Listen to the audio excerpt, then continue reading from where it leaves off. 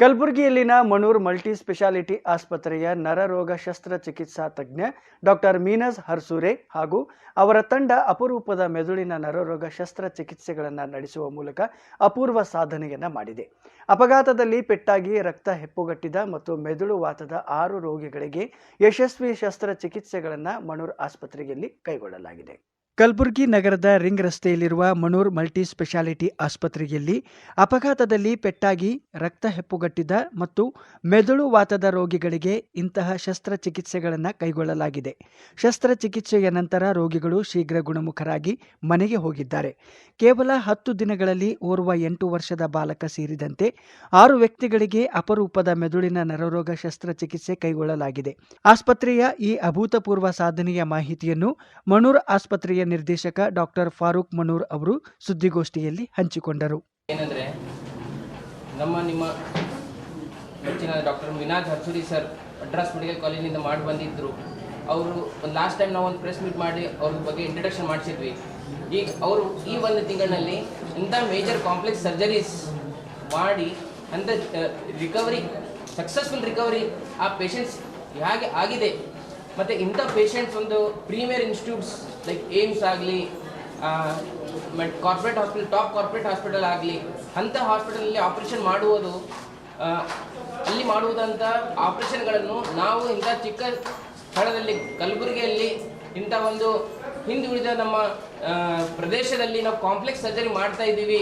So ಇದೊಂದು ಬಹಳ ಅತ್ಯಂತ ಖುಷಿಯಾದ ಮಾತಿದೆ. ಸೊ ಇದನ್ನು ನಾವು ನಿಮ್ಮ ಜೊತೆಗೆ ಶೇರ್ ಮಾಡಬೇಕಂತ ಇವತ್ತು ನಾವು ಒಂದು ಚಿಕ್ಕದಾದ ಪ್ರೆಸ್ ಮೀಟ್ ಇಟ್ಟಿದ್ದೀವಿ.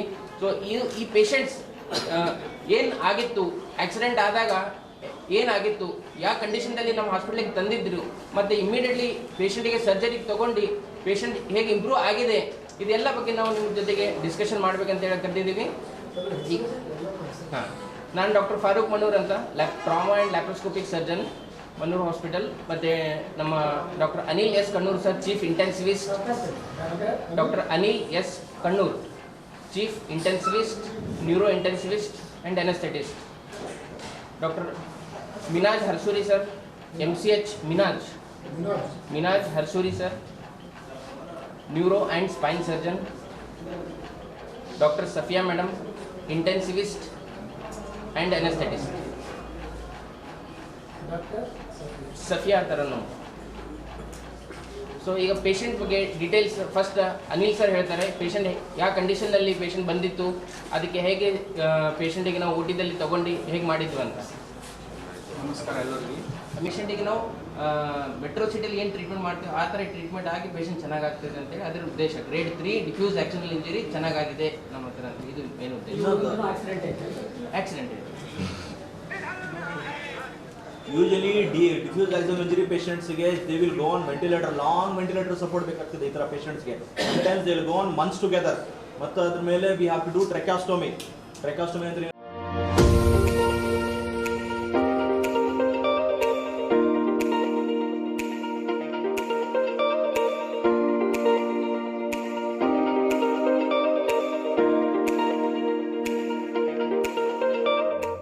Neuro surgeon doctor Minaj Harsuri ಅವರನ್ನು ಪರಿಚಯಿಸಿದ ಡಾಕ್ಟರ್ ಫಾರೂಕ್ ಮನೂರ್, ಆಸ್ಪತ್ರೆಯಲ್ಲಿ ನರರೋಗ ತಜ್ಞರು 24 ಗಂಟೆಗಳ ಕಾಲ ಲಭ್ಯವಿರುತ್ತಾರೆ ಎಂದು ತಿಳಿಸಿದರು.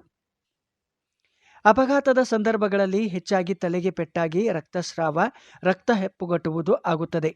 ಆಗ ಬೇಗ ಚಿಕಿತ್ಸೆ ಕೊಡಿಸುವುದು ಬಹಳ ಅಗತ್ಯ. ಕಲಬುರಗಿಯ ಮಣೂರ್ ಮಲ್ಟಿ ಸ್ಪೆಷಾಲಿಟಿ ಆಸ್ಪತ್ರೆ ಇಂತಹವುಗಳನ್ನು ನಿಭಾಯಿಸುವ ಎಲ್ಲ ಸೌಕರ್ಯ ಮತ್ತು ಸೌಲಭ್ಯಗಳನ್ನು ಹೊಂದಿದೆ ಎಂದು ಆಸ್ಪತ್ರೆಯ ಇಂಟೆನ್ಸಿವಿಸ್ಟ್ ಡಾಕ್ಟರ್ ಅನಿಲ್ ಕಣ್ಣೂರ್ ಅವರು ತಿಳಿಸಿದರು. RT ಏನಾಗಿರ್ತಾವಲ್ಲ, ರೋಡ್ ಟ್ರಾಫಿಕ್ ಆಕ್ಸಿಡೆಂಟ್ಸ್ ಅಂತ ಏನಾಗಿರ್ತಾವಲ್ಲ, patients usually neuro trauma patients ಈ ದೂರಿಂದ ಬರ್ತಾ ಇದ್ದಾರೆ, 50, 60, 70 ಅರೌಂಡ್ 150 ಕಿಲೋಮೀಟರ್ಸ್ ಇಂದ ಬರ್ತಾವಲ್ಲ. ಬಂದಾಗ patient almost they are like head injury ಏನಿರುತ್ತೆ, ಅದರಲ್ಲಿ ಎಷ್ಟೋ ಜನಕ್ಕೆ ಕ್ಲಾಟ್ ಆಗಿರುತ್ತೆ, ಎಷ್ಟೋ ಜನಕ್ಕೆ whole brain as oedema, cerebral oedema ಅಂತ ಏನಾಗಿರುತ್ತಲ್ಲ, ಅವ್ರು ರೀಚ್ ಆಗಿ ತಕ್ಷಣವೇ ಹಾಸ್ಪಿಟಲಲ್ಲಿ ನಮ್ಮ ಸ್ಟಾಫ್ ಆಗಲಿ, ನಮ್ಮ ವಾರ್ಡ್ ಬಾಯ್ಸ್ ಆಗಲಿ, ಡಾಕ್ಟರ್ಸ್ ಆಗಲಿ, all will be available. When we get a call will get prepared with how to give it good adequate and trauma care. So ಬರೋದು ಇಮಿಡಿಯೇಟ್ಲಿ ಇವು 3-4 ಕೇಸನ್ನು ನಾವು ನಿಮ್ಮ ಜೊತೆ ಡಿಸ್ಕಸ್ ಮಾಡೋದಿದ್ದೀವಿ. ನ್ಯೂರೋ ಕೇಸಸ್ ಈಗ ನಾವು ಯಾಕೆ ಮಾಡಬೇಕಂದ್ರೆ how they are different from other cases. ಇವು ಯಾಕೆ ನಾವು UK ಡಿಸ್ಕಸ್ ಮಾಡಿ ಹ್ಯಾಂಗೆ ಇಂಪ್ರೂವ್ಮೆಂಟ್ ಮಾಡಿ ಅವರನ್ನು ನಾವು ಡಿಸ್ಚಾರ್ಜ್ ಮಾಡಿದ್ವಿ ಅನ್ನೋದೇ ಇವತ್ತಿನ ಮೀಟಿನ ವಿಚಾರ ಮಾಡೋದು. ಅದರಲ್ಲಿ ನಾವು ಏನು ಸಪ್ರೇಟಾಗಿ ಸ್ಪೆಷಲಾಗಿ ಮಾಡಿದ್ದೀವಿ ಅಂತಂದರೆ patient once it comes into the casualty ಅಂದರೆ there is something called golden hour. ಆ ವಿತಿನ್ 1 hour ಗೋಲ್ಡನ್ ಅವರಲ್ಲಿ ನಾವು ಏನೇನು ಮಾಡಿಸ್ಬೇಕು ಪೇಷಂಟ್ಗೆ ಅಂದರೆ ಪ್ರೈಮರಿ ಇನಿಷಿಯಲ್ ಸ್ಟೆಬಿಲೈಸೇಷನ್. ಈ ಗೈಡ್ಲೈನ್ಸ್ ಪ್ರಕಾರ ಏನಂತೆ ABCD E ಅಂತ ಗೈಡ್ಲೈನ್ಸ್ ಪ್ರಕಾರ ಹೋಗ್ತೀವಿ, ಆ ಥರ stabilisation from airway breathing circulation and trauma ಕೇರಲ್ಲಿ ಏನೇನು ಬೇಕು, these are all comes in ATLS guidelines. Adult trauma life support ಅಂತ ಗೈಡ್ಲೈನ್ಸ್ ಯೂಸ್ ಮಾಡ್ತೀವಿ ಅಮೇರಿಕನ್ ಹಾರ್ಟ್ ಸೊಸೈಟಿಯಿಂದ. ಅದನ್ನು ನಾವು ಈ ಮನ್ನೂರ್ ಹಾಸ್ಪಿಟ್ಲಲ್ಲಿ ಅಳವಡಿಸ್ಕೊಂಡು ಅದರ ಪ್ರಕಾರನೇ ಟ್ರೀಟ್ಮೆಂಟ್ ಮಾಡೋದೇ ನಮ್ಮ ಸ್ಪೆಷಾಲಿಟಿ ಇಲ್ಲಿ. ಸೊ ಅದ್ರ ಪ್ರಕಾರ ಏನು ಸ್ಟೆಬಿಲೈಸೇಷನ್ ವೈಸ್ ಪೇಷಂಟ್ ಬಂದು ಕೂಡ ಸಡನ್ಲಿ ಬ್ರೀದಿಂಗ್ ಪ್ರಾಬ್ಲಮ್ ಇರುತ್ತೆ, ಒಂದೊಂದು ಪೇಷಂಟ್ಗೆ ಬ್ರೀದಿಂಗ್ ಜೊತೆಯಲ್ಲಿ BP-ನೇ ಇರೋದಿಲ್ಲ, ಹಾರ್ಟ್ ರೇಟು ಕಮ್ಮಿ ಆಗ್ತಾ ಇರುತ್ತೆ. ಸೊ ಅಂಥ ಪೇಷಂಟನ್ನು ನಾವು ಇಮಿಡಿಯೇಟ್ಲಿ ವೆಂಟಿಲೇಟರ್ ಅಂತ ಇರುತ್ತೆ, ವೆಂಟಿಲೇಟರ್ ಮೇಲೆ ಹಾಕಿ ಪ್ರೈಮರಿ ಸ್ಟೆಬಿಲೈಸ್ ಮಾಡ್ತೀವಿ. ಸ್ಟೆಬಿಲೈಸ್ ಆದಮೇಲೆ ಅಲ್ಲಿವರೆಗೆ 1 person of lab technician will come and will take the blood sample. So ಆ ಪ್ರಕಾರ ನಮಗೆ ಇಮಿಡಿಯೇಟ್ ಆಗಿ ಬ್ಲಡ್ ಗ್ರೂಪಿಂಗ್ ಕ್ರಾಸ್ ಮ್ಯಾಚಿಂಗ್ ಬೇಕಾಗುತ್ತೆ ಅರ್ಜೆಂಟಾಗಿ. ಸೊ ಅದನ್ನು ನಾವು ಇಮಿಡಿಯೇಟ್ಲಿ ವಿತಿನ್ 10 to 15 minutes ಅದನ್ನು ರೆಡಿ ಮಾಡಿಸ್ಕೊತೀವಿ. ಅದ್ರ ಜೊತೆನೇ simultaneously we will inform the scanning centre. So scan ಮಾಡಿಸ್ಬೇಕು ಅರ್ಜೆಂಟಾಗಿ. ಹೆಡ್ ಇಂಜುರಿ ಇದ್ದಾಗ ಏನಾಗಿದೆ, ಕ್ಲಾಟ್ ಎಲ್ಲಾಗಿದೆ, ಯಾವ ಪಾರ್ಟ್ ಆಫ್ ದ ಬ್ರೈನಲ್ಲಿ ಆಗಿದೆ ಅದು ನೋಡ್ತೀವಿ, ಅದು ಮಾಡಿಸೋದು immediately. So it's A team work what we are giving in a trauma centre of Mannur hospital. So ಅಲ್ಲಿವರೆಗೆ ನಾವು as A food step in as A doctor and A staff ಅಲ್ಲೇನು ಮಾಡ್ತೀವಿ, ಪೇಷಂಟನ್ನ ventilator ಮೇಲೆ ಹಾಕಿದ್ದಾದಮೇಲೆ ಅವ್ರ ರಿಲೇಟಿವ್ ಜೊತೆ ವಿ ಹ್ಯಾವ್ ಟು ಡಿಸ್ಕಸ್. ಅಂದರೆ ಏನಾಗಿದೆ ಬಂದ ಮೇಲೆ ಪೇಷಂಟ್ ಅವ್ರು ಜಸ್ಟ್ ತಂದಿರ್ತಾರೆ, ದೇ ವಿಲ್ ಬಿನ್ ಆಂಗ್ಸೈಟಿಯಲ್ಲಿ ಇರ್ತಾರೆ, ಅವ್ರಿಗೆ ಏನೂ ಗೊತ್ತಿರೋದಿಲ್ಲ. ಸೊ ಅವರನ್ನು ನಾವು ಎಮೋಷ್ನಲ್ ಟಚ್ ಆಗಿ ಮಾತಾಡಿ ಹೇಳೋದೇ ಇಂಪಾರ್ಟೆಂಟ್. ಏನಾಗಿದೆ ಕಂಡೀಷನು, ಹಿಂಗಿಂಗೆ ಆಗುತ್ತಮ್ಮ ಅನ್ನೋ ಧೈರ್ಯ ತುಂಬಬೇಕು. ಆ್ಯಕ್ಚುಲಿ ಯಾರಾದರೂ ನೀವೇ ಆಗಲಿ ನಾವೇ ಆಗಲಿ ಆ ಕಂಡೀಷನಲ್ಲಿ ನಾವಿದ್ರು ಅದೇನು ಧೈರ್ಯನ ಕಳ್ಕೊಂಡಿರ್ತೀವಿ, ಅದು ಧೈರ್ಯ ತುಂಬೋದು ಇವನೇ ಡಾಕ್ಟರ್ ಆ್ಯಂಡ್ ಸ್ಟಾಫ್ ರೆಸ್ಪಾನ್ಸಿಬಿಲಿಟಿ ಅಂತ ನನಗೆ ಅನಿಸುತ್ತೆ. ಫಸ್ಟ್ ನೀವು ಸ್ಟೆಬಿಲೈಸ್ ಮಾಡ್ತೀವಿ ಪೇಷಂಟನ್ನು, ಏನೇನು ಬೇಕು ನೀಡ್ ಮಾಡಿ ಹೈಯರ್ ಆ್ಯಂಟಿಬಯೋಟಿಕ್ಸ್ ಕೊಟ್ಟು ಏನೇನು ಕೊಡೋದಿದೆ ಸ್ಟೆಬಿಲೈಸ್ ಮಾಡಿ ಬ್ಲಡ್ ರಿಪೋರ್ಟ್ಸನ್ನು ಅವೈಲೇಬಲ್ ಮಾಡಿಕೊಂಡು ಸ್ಕ್ಯಾನಿಂಗ್ ಸೆಂಟರ್ ಜೊತೆ ಮಾತಾಡಿ ಆ್ಯಂಬುಲೆನ್ಸನ್ನು ರೆಡಿ ಇಡ್ತೀವಿ. These are all comes under within a 1 hour of duration, what is called a golden hour. So neuro trauma critical ಕೇರಲ್ಲಿ golden hour management is very important. So ಅದನ್ನು stabilise ಆದಮೇಲೆ so ನಾವು next ಇವೇನು 3-4 ಪೇಷಂಟನ್ನು scanning ಸೆಂಟ್ರಿಗೆ ಕಳಿಸ್ತೇವೆ. ಅಲ್ಲಿ ನಾವು scanning ಜೊತೆ ಮಾತಾಡಿದಾಗ immediately will take A report on phone. ಅವ್ರ ಫಿಲ್ಮ್ ಬಂದು ರಿಪೋರ್ಟಿಂಗೋಸ್ಕರ 1 day ವೇಟ್ ಮಾಡೋದಿಲ್ಲ ನಮ್ಮಲ್ಲಿ. ಸೊ ಅದು ಫೋನ್ ಮೇಲೆ directly with the radiologist will speak with them radiologist. So they will tell the report. ಆ ರಿಪೋರ್ಟ್ ಪ್ರಕಾರ ನಮ್ಗೆ ಗೊತ್ತಾಗುತ್ತೆ EDH ಅಂತ ಬರುತ್ತೆ, SDH ಬರುತ್ತೆ, ಡಿಫ್ಯೂಸ್ ಎಡಿಮಾ, ವೆಂಟ್ರಿಕ್ಯುಲರ್ ಬೀಡ್ ಅಂತ ಇರುತ್ತೆ. ಸೊ ಇವೆಲ್ಲ ನೋಡಿದ ಪ್ರಕಾರ ನಾವೇನು ಮಾಡ್ತೀವಿ, immediately will call with neuro surgeon. ನಮ್ಮ ಮೀನಾ ಸರ್ ಅಂತಿದ್ದಾರೆ, ನೀವು ವಿತಿನ್ ಒಂದು ಫೋನ್ ಮಾಡಿದ 10 minutes he will reach hour hospital. So ಆ ಪ್ರಕಾರ ನಾವು ಆ ಫಾಸ್ಟ್ ಟ್ರ್ಯಾಕ್ ರಿಕವರಿ ಅಂತ ಏನು ಮೋಟೋ ಮೇಲೆ ಹೋಗ್ತಾ ಇದೀವಲ್ಲ, ನ್ಯೂರೋ ಟ್ರಾಮಾ ಕೇರ್ಗೆ ಏನು ಬೇಕು ಫಾಸ್ಟ್ ಟ್ರ್ಯಾಕ್ ರಿಕವರಿ, ಅದನ್ನು ಪಾಲಿಸ್ತಾ ಇದ್ದೀವಿ. ಎರಡನೇದು ಇದು ರಿಪೋರ್ಟ್ ಬಂದ ಅಂತೇಳಿ ರಿಪೋರ್ಟ್ ರೇಡಿಯಾಲಜಿ ಅವ್ರು ಹೇಳ್ತಾರೆ, ರಿಪೋರ್ಟ್ ಬಂದ ಮೇಲೆ immediately go with then operation theatre ಮಾಡಬೇಕಾಗುತ್ತೆ. ಆಪರೇಷನ್ ಮಾಡ್ಬೇಕಂತ ನಮ್ಗೆ ಏನು ಅನಿಸುತ್ತೆ ಅದನ್ನು ನಾವು ರಿಲೇಟಿವ್ ಜೊತೆ ಡಿಸ್ಕಸ್ ಮಾಡಿರ್ತೀವಿ, ಹಿಂಗೆ ಅದು ತಮ್ಮ ಆಪರೇಷನ್ ಮಾಡಬೇಕಾಗುತ್ತೆ ಕಂಡೀಷನ್. ಯಾಕಂದರೆ ನ್ಯೂರೋ ಸರ್ಜರಿ ಅಂತ itself is a big task. ಯಾಕಂದರೆ ಎಷ್ಟೋ ಪೇಷಂಟ್ ಬ್ರೈನನ್ನೇ ಓಪನ್ ಮಾಡಿ ಸರ್ಜರಿ ಮಾಡಿ ಕ್ಲಾಟ್ ಮಾಡಿ ತೆಗೆಯೋದು it's not a simple job. So Gulbarga ಅಂತ ಸೆಟಪಲ್ಲಿ small place, it is a small place with a hospital of 60 to 70 bedded hospital. ಈ ಥರ ಹಾಸ್ಪಿಟಲಲ್ಲಿ ಮಾಡೋದು it's a great achievement for our Kalyana Karnataka people. We are helping with them by doing a major surgeries actually. So ಈ surgeries ಏನಾಗುತ್ತೆ, usually ಕ್ರಿನಾಟೊಮಿ ಅಂದರೆ around 6 hours, 7 hours, 8 hours surgeries ಆಗುತ್ತೆ. ಈ ಕೆಲವು ಪೇಷಂಟ್ಗಳಲ್ಲಿ ಏನಾಗುತ್ತೆ, 2 ಕಡೆ ಬರೆದಿರುತ್ತೆ ಅವ್ರಿಗೆ, ಬ್ಲೀಡಿಂಗ್ ಈ ಸೈಡೇನೂ ಆಗಿರುತ್ತೆ ಈ ಕಡೆನೂ ಆಗಿರುತ್ತೆ. ಅಂಥ ಪೇಷಂಟಲ್ಲಿ ಏನು ಮಾಡಬೇಕಾಗುತ್ತೆ, ನಾವು 2 ಕಡೆ ಸ್ಕಾಲ್ಪ್ ಅಂತಿರುತ್ತೆ. Scalp is a thick layer of the brain. ಇದು ಬ್ರೈನ್ ಏನದಲ್ಲ ಒಂದು ಕ್ಲೋಸ್ ಕಾಂಪ್ಯಾಕ್ಟ್ ಸ್ಟ್ರಕ್ಚರ್ ಇದೆ, ಇದ್ರ ಮೇಲೆ ಕವರ್ಡ್ ವಿತ್ ಬೋನಿ ಏರಿಯಾ. ಈ ಒಂದೊಂದು ಸತಿ 2 ಕಡೆ ಬಡ್ದಾಗ ಏನಾಗುತ್ತೆ, ಇದನ್ನು ಓಪನ್ ಮಾಡಬೇಕಾಗುತ್ತೆ, ಇದು ಕೂಡ ಓಪನ್ ಆಗುತ್ತೆ. ಅಂಥ patient will be the more critical one as compared to unilateral craniotomy. So ಅವು ಪೇಷಂಟಲ್ಲಿ ಏನಾಗುತ್ತೆ, ನ್ಯೂರೋ ಮಾನಿಟರಿಂಗ್ ಅನ್ನೋದು ಇಂಪಾರ್ಟೆಂಟ್. ಸೊ ಸರ್ಜರಿ ಎಲ್ಲ ಆಗುತ್ತೆ, even death on table we have to explain to the relatives also. ಯಾಕಂದರೆ blood loss ಆಗುತ್ತೆ, severe blood loss ಆಗುತ್ತೆ, 2 to 3 liters blood ಹೋಗುತ್ತೆ. ಆಪ್ರೇಷನ್ ಮಾಡೋ ಮುಂದೆ ಅಷ್ಟೆಲ್ಲ ಬ್ಲಡ್ ಎಲ್ಲ ಲಾಸ್ ಆಗುತ್ತೆ. So we have to arrange the blood products. ಈ ರಕ್ತ ಏನದಲ್ಲ, ಅದಕ್ಕೆ ರಕ್ತದಾನ ಮಾಡಿ ಅಂತ ನಾವು ಯಾಕೆ ಬರ್ಬೋತೀವಿ ಎಲ್ಲರ ಜನರನ್ನ, ಒಬ್ಬರೊಬ್ರು ಒಂದೊಂದು ರಕ್ತ ಮಾಡೋದು. ನಮ್ಗೆ ಏನಾಗಿರೋ ಕುತೂಹಲ ಅಂದ್ರೆ ನೀವು ಏನಾರ ಮಾಡಿ ನಮ್ಗೆ ಅದೇ ಗೊತ್ತು, ನೀವು ಹೇಳಿಕಂತೀರಿ ನಾವು ಇದಾಗತ್ತೀವಿ. ಪೇಷಂಟ್ ಹೆಸರು ಏನೇನಾಗಿದೆ ಅಂತ ಹೇಳ್ಕೊಂಡ್ಬಿಡ್ರಿ, ಆಮೇಲೆ ಹೆಸರು ಡೀಟೇಲ್ ಕೊಡೋಣ, ಡೀಟೇಲ್ ಸರ್ ಮಾತಾಡ್ತಾರೆ. ನಮ್ದೇನು in general as a neuro trauma ಏನೇನು ಮಾಡಬೇಕು ಇಲ್ಲ ಹೆಸರು ಡೀಟೇಲ್ ಕೊಡ್ತಾರೆ, ಅದೇನು ಪ್ರಾಬ್ಲಮ್ ಇಲ್ಲ. Sir next coming to OT ತೊಗೊಂಡ್ಮೇಲೆ ಅಲ್ಲಿ OTಯಲ್ಲಿ ನಾವು ಏನೇನು ಮಾಡ್ತೀವಿ, how challenges is going to face in the operation theatre, ಅದು ಸರ್ ಮಾತಾಡ್ತಾರೆ.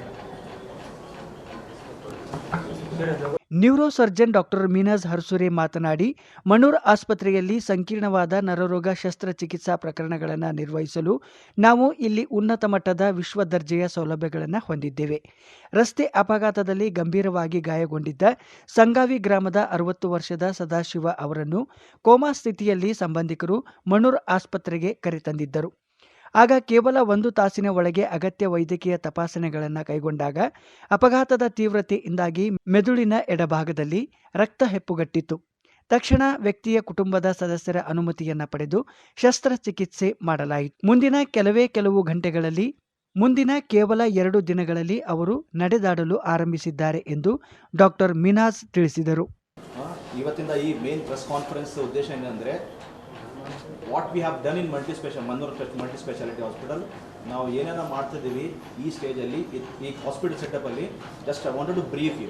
So over the past 1 week ನಾವು ಟೋಟಲ್ 5 to 6 ಮೇಜರ್ ಕೇಸಸ್ ಮಾಡಿದ್ದೀವಿ. So what outcome has come out of that I wanted to brief you. So first case ಅಂದರೆ 60 years old patient presented with came after history of trauma, road traffic accident. He came in an unconscious state. He was almost like in the coma stage. So we intubated the patient, we settled the patient and immediately shifted to the CT brain. At the CT brain only, it has come as a big major clot in the left side of the brain. So left side of the brain is very critical area. So it was almost like around 70 to 100 ml of clot was there in the left side of the brain. So immediately we counseled the patient we counseled the attenders for the surgery, and immediately in the span of 1 hour we took the patient for surgery. So now surgery madi, bone remove madi, we have placed the bone in the abdomen and removed the whole clot. So immediately that was a miracle, what we can say. On the post-op day 2, means surgery admele second dina, immediately patient went by, started walking. So that was we can say it is a very good outcome. Usually neurosurgery patients, severe head injury patients with astu dodda clot, patients will not walk immediately. They will be on the prolonged ventilator. So we did wonderful job. We saved his life, and immediately on the second post-op day, patient started walking. That is a great achievement, that too in the setup like this. So that is the one regarding one patient I wanted to brief you about. 60 ವರ್ಷ ಆಗಿದ accident somewhere nearby. Sangavi. Okay. Sadashivan. Okay. His name is Sadashiv. Sorry? The date exactly ಗೊತ್ತಿಲ್ಲ madam. Patient is admitted almost like 10 days he was in the ventilator. He is fine. He is about to be discharged. He is all well. Adon. So he was having ಒಂದು 10 days ನಲ್ಲಿ 5 patient ಯಾವ major surgery ಆಗಿದೆ ಇಲ್ಲ ಅವ್ರ ಬಗ್ಗೆ discussion ಇದೆ. ಇದು first patient Sadashiva, Lakshmikant, ಎಲ್ಲ 5 ಪೇಷಂಟ್ ಇಂದ ಹೆಸರು ಅಡ್ರೆಸ್ ಇದೆ. ಇಲ್ಲ ಅದು ready. So this was the first problem. ಏನಂದ್ರೆ he was 60 years old. Elderly patients usually ಅಷ್ಟು ದೊಡ್ಡ ಕ್ಲಾಟ್ ಇಟ್ಕೊಂಡು they will usually not come out of the ventilator first of all. So we as a team took the patient to OT, removed the clot, and immediately on the second post-op day, he started walking. We removed the tube and he started walking. That is a great achievement in a setup like this. So that is quite appreciable for all. Next patient is innonda. So another patient was 65 years old. His name was Gulam. So he came with a history of trauma and he fell down. He was in unconscious state. We immediately brought the patient and evaluated. So he was not breathing properly. He was in an unconscious state. So we stabilized the patient, BP, oxygen, we stabilized him and intubated the patient. And over that, after listening to the attenders, we got to know that he was on a antiplatelet drugs. Antiplatelet andre blood thinners anta ಹೇಳ್ತೀವಿ. So the patient who takes blood thinner drugs, it will bleed like hell. So we stabilized the patient, took the patient for CT scan. CT scan only we saw the patient. Again it was having massive SDH, subdural hematoma anta ಹೇಳ್ತೀವಿ. So he was almost going into herniation, he was going into coma stage. We immediately took the patient to surgery and we saved his life. Problem is patients those who are taking blood thinners, those who are taking antiplatelets, taking surgery itself is the big risk. Still, we as a team arranged blood, arranged 3 pint of PRBCs, 4 pint of FFPs. We took the patient to OT, operate ಮಾಡಿದೀವಿ. We saved his life. He extubated immediately. After second, third day, he started walking and he went all fine.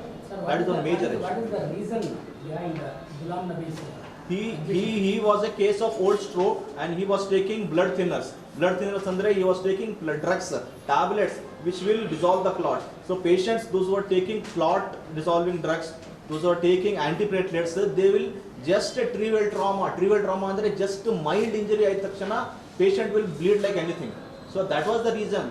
So otherwise normal patients, those who got a head injury, they will not bleed like that. He was, other comorbidity was he was taking antiplatelets. That is the reason he bled a lot. So it was a big clot, we removed him, he went smoothly. ಅಂದರೆ heart patient ಆಗಲಿ ತಲೆಗೆ ಗಟ್ಟಿ ಇರ್ತಾವ ಅವ್ರಿಗೆ blood thinner ಅಂದರೆ ಅದು ಎಕೋಸ್ಪ್ರಿನ್ ಅಂತ ಗೊತ್ತಿರಲ್ಲ, ಗೊತ್ತಿದೆ ಎಲ್ಲರಿಗೂ ಮೋಸ್ಟ್ಲಿ. ಈಗ ಬಿ ಪಿ ಆಗಲಿ ಅಂಥ ಪೇಷಂಟ್ ಯಾರಿಗೆ ರಕ್ತ ತೆಳ್ಳಗೆ ಮಾಡುವಂಥ ಮಾತ್ರೆಗಳು ತಗೋತಾ ಇರ್ತಾರೆ, ಎಲ್ಲಿಂದ ಬಿ ಪಿ ಜಾಸ್ತಿ ಆಗಿ ಇಂಟ್ರಾವೆಂಟ್ರಿಕ್ಯುಲರ್ ಹೆಮರೇಜ್ ಅಂತ ಹೇಳ್ತಾರೆ. ಸೊ ಅಂಥ ಪೇಷಂಟ್ ಬ್ಲೀಡಿಂಗ್ ಜಾಸ್ತಿ ಆದಮೇಲೆ ಅಂತ ಆಪರೇಷನ್ನು ಮಾಡ್ತಾರೆ. ಸೊ ಅಂಥ ಪೇಷಂಟಿಗೂ ತಲೆ ಒಳಗಿಂದ ಬ್ರೈನ್ ಒಳಗಿಂದ ಅದು ಬ್ಲಡ್ ಕ್ಲಾಟ್ ತೆಗೆದು ಪೇಷಂಟ್ ಚೆನ್ನಾಗಿ ಡಿಸ್ಚಾರ್ಜ್ ಆಗಿ ನಡ್ಕೊಂತ ಹೋಗಿದೆ. ಬ್ಲಡ್ ಥಿನ್ನರ್ ತಗೋತಾ ಇದ್ದಾರೆ ಅಂದಾಗ ಕ್ಲಾಟ್ ಹೆಂಗಾಗುತ್ತೆ ಸರ್? ಇಲ್ಲ, ಕ್ಲಾಟ್ ಹೆಂಗಾಗುತ್ತೆ ಅಂದರೆ ಜಾಸ್ತಿ ತೆಳ್ಳಗಾಗುತ್ತೆ. ಅಂದರೆ ಬ್ಲಡ್ ಏನಿದೆ ಅದು ಮೀಡಿಯಮ್ ಆಗಿರ್ಬೇಕು, ಜಾಸ್ತಿನೂ ತೆಳ್ಳಗಿರ್ಬಾರ್ದು, ಜಾಸ್ತಿನೂ ಗಟ್ಟಿ ಆಗಬಾರ್ದು. ಬ್ಲಡ್ ಒಳಗೆ ಎರಡೂ ಇರುತ್ತೆ, ತೆಳ್ಳಗೆ ಮಾಡುವಂಥನೂ ಇರುತ್ತೆ, ಗಟ್ಟಿ ಮಾಡುವಂಥನೂ ಇರುತ್ತೆ. ಸೊ ನಾವು ಏನು ಮಾಡ್ತೀವಿ, ಈಗ ನಾವು ಮ್ಯಾಗಿಂದ ಮಾತ್ರೆ ತೊಗೊಂಡ್ಮೇಲೆ ಬ್ಲಡ್ಡಿಗೆ ಜಾಸ್ತಿ ತಿನ್ ಮಾಡ್ತೀವಿ. ಯಾಕೆಂದರೆ ಅದಕ್ಕೆ ಅಂಥ ಬಿಮಾರಿಗಳು ಇರ್ತಾವ. ಏನು First blood thinners, those who take blood thinners, so for them they will be at high risk of bleeding. First of all, they will already have clot in the brain. For that we will give tablets, that is called blood thinners, antiplatelets, to dissolve that clot. So those who patients, those who are taking blood thinners. ಮತ್ತೊಂದೆಡೆ ಪಾರ್ಶ್ವವಾಯು ಪೀಡಿತ 65 ವರ್ಷದ ಗುಲಾಂ ಇದ್ದಕ್ಕಿದ್ದಂತೆ ಪ್ರಜ್ಞಾಶೂನ್ಯ ಸ್ಥಿತಿಗೆ ತಲುಪಿದ್ದರು. ಅಪಘಾತದಲ್ಲಿ ತಲೆಗೆ ತೀವ್ರ ಸ್ವರೂಪದ ಪೆಟ್ಟು ಬಿದ್ದ ಕಾರಣಕ್ಕೆ 30 ವರ್ಷದ ಮಲ್ಲಿಕಾರ್ಜುನ್ ಎಂಬುವವರಿಗೆ ಮೆದುಳಿನಲ್ಲಿ ರಕ್ತ ಹೆಪ್ಪುಗಟ್ಟಿತ್ತು. ಇನ್ನು ಮತ್ತೊಂದು ರಸ್ತೆ ಅಪಘಾತದಲ್ಲಿ ಗಾಯಗೊಂಡಿದ್ದ 16 ವರ್ಷದ ದರ್ಶನ್ ಮೆದುಳಿನಲ್ಲಿ ರಕ್ತ ಹೆಪ್ಪುಗಟ್ಟದೇ ಇದ್ದರೂ ಕೂಡ ಪ್ರಜ್ಞಾಶೂನ್ಯ ಸ್ಥಿತಿಗೆ ತಲುಪಿದ್ದ. ಆತನ ಸ್ಥಿತಿ ತೀರಾ ಗಂಭೀರವಾಗಿತ್ತು. ಶಸ್ತ್ರಚಿಕಿತ್ಸೆ ಇಲ್ಲದೆ ಅತ್ಯಂತ ಯಶಸ್ವಿಯಾಗಿ ಚಿಕಿತ್ಸೆಯನ್ನ ನೀಡಲಾಗಿದೆ. ಆದ್ದರಿಂದ ಜನರು ತುರ್ತು ಸಂದರ್ಭಗಳಲ್ಲಿ ಗಾಬರಿಯಾಗದೆ ಸೋಲಾಪುರ, ಹೈದರಾಬಾದ್ನಂತಹ ದೊಡ್ಡ ನಗರಗಳಿಗೆ ಹೋಗದೆ ಕಲಬುರಗಿಯಲ್ಲಿನ ಸೌಲಭ್ಯಗಳನ್ನು ಪಡೆಯಬಹುದು ಎಂದು ಅವರು ತಿಳಿಸಿದರು.